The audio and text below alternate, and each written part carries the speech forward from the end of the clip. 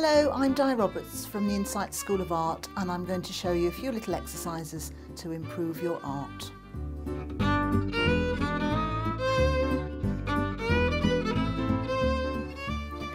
I'm going to show you how to use watercolor paints, commonly known as, by the shortened term, just watercolors.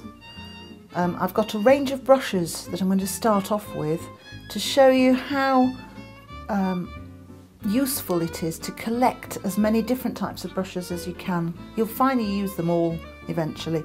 I've got sable, which is animal hair, very soft, it holds water very well, it bends very easily, and when it's wet it's very floppy. I've got a couple of those, that's a sable as well. I've got nylon, this one, stiff nylon, doesn't hold much water, doesn't bend easily. Therefore it's not as flexible as the animal hairs. And I've got a mixture of different types of hairs. It's a combination of squirrel hair and a bit of nylon. I've got a different shaped brush here that's a chisel headed one.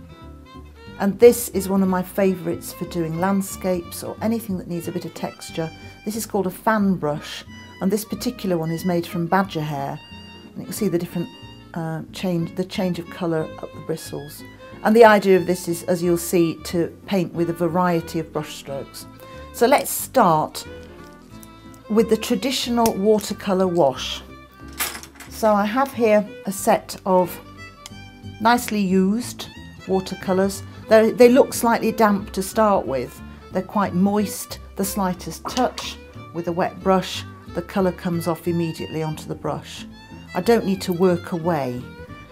If I wanted a lot of colour, just a bit more water and picks up loads and loads of colour there. I've also got a palette, which is the lid.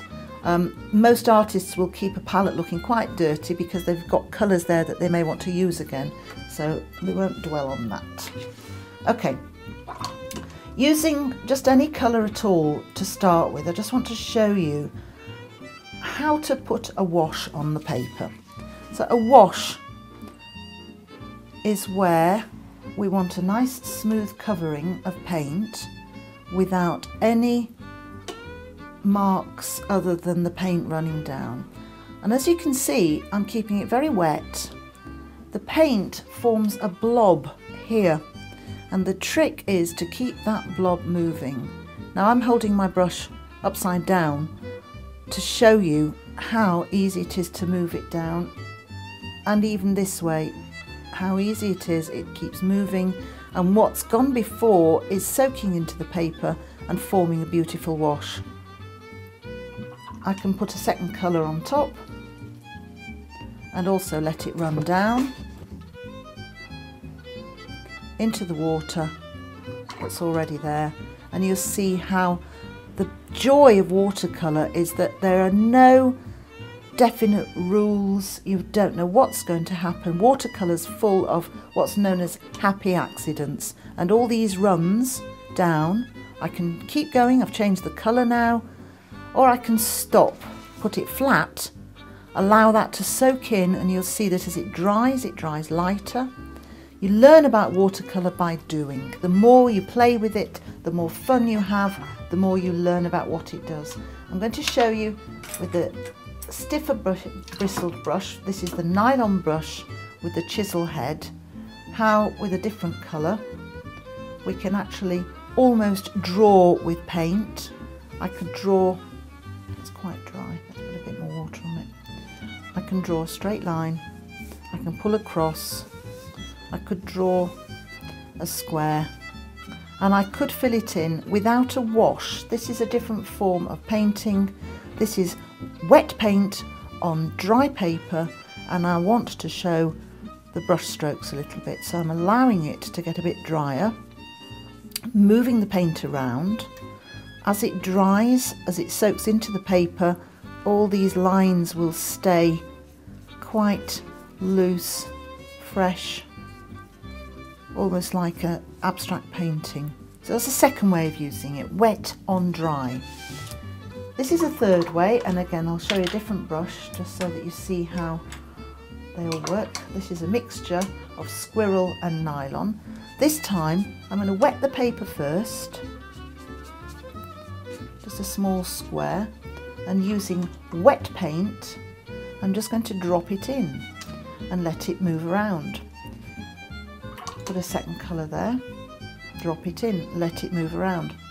I could move the paper slightly and all that moisture, all the colour will reach the edge of the damp part of the paper and stop. And again, this is having fun with paint. It looks almost like marble, bits of it are moving off, some of it's already drying, some of it's going very pale. This technique is called wet in wet. If I was to do a sky, wet the paper first, pick up a bit of blue, touch the paper very lightly with the blue, use a totally different blue with a bit of mauve in it, touch again, move it around. A wet in wet sky. Very simple, not too complex. Leave it to dry, let it soak in. When watercolour is dry, you can do exciting things with it. This area is already dry. I'm going back to this stiffer bristled nylon brush and I can do what's known as lifting off. I'm wiping some of the moisture off either onto my fingers, which is a bad habit, or using a cloth. And if I want to lift off, just with a damp brush, I can remove some of this paint. I could do it while it's still wet, but when it's dry, it's a little bit more exciting because you can almost get back to the white paper underneath.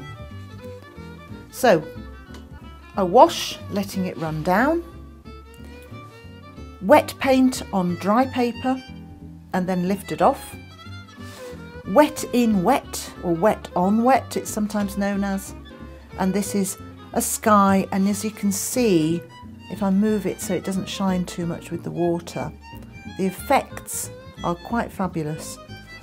How to use watercolour.